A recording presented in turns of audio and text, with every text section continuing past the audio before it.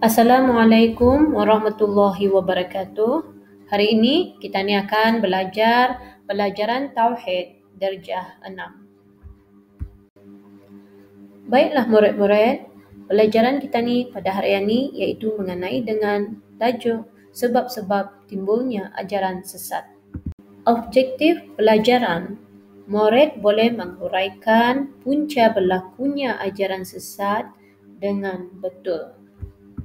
Punca berlakunya ajaran sesat di kalangan masyarakat Islam di antaranya ialah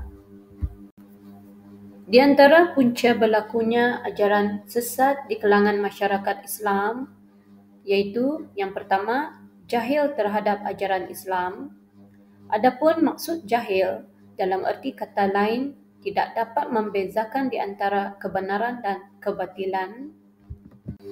Punca berlakunya ajaran sesat seterusnya iaitu yang kedua, berhukum menurut hawa nafsu dan akal, iaitu golongan ajaran sesat lebih mengutamakan kehendak yang bersesuaian dengan nafsu dan akal mereka daripada nas-nas Al-Quran dan Al-Hadis. Di antara punca berlakunya ajaran sesat seterusnya iaitu yang ketiga, keinginan untuk mengetahui atau mendapatkan rahsia alam ghaib, iaitu seperti menyeru roh orang mati untuk mengetahui keadaan yang dialami oleh roh tersebut. Seterusnya, punca berlaku ajaran sesat yang keempat, mengambil keuntungan bagi kepentingan peribadi, iaitu mengarahkan pengikut membayar zakat kepadanya atau melakukan nikah batin dengannya.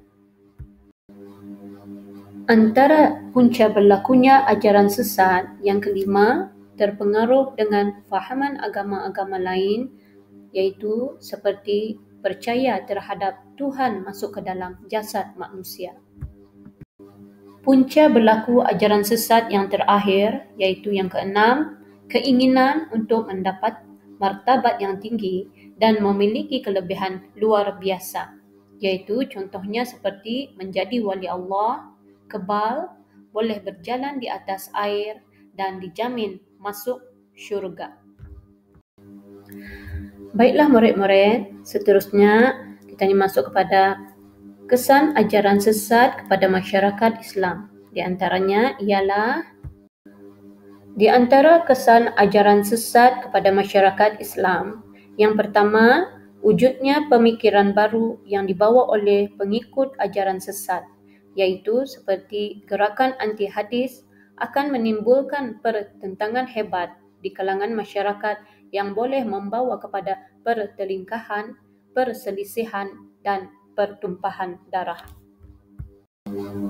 Seterusnya, kesan ajaran sesat kepada masyarakat Islam yang kedua, kepercayaan dan amalan yang dibawa oleh ajaran sesat, iaitu seperti menganggap martabat mereka sudah cukup tinggi, dengan itu mereka tidak perlu lagi mendirikan sembahyang, berpuasa dan menunaikan fardu haji, mengakibatkan meluasnya kesesatan dan penyelewengan akidah dan ibadah.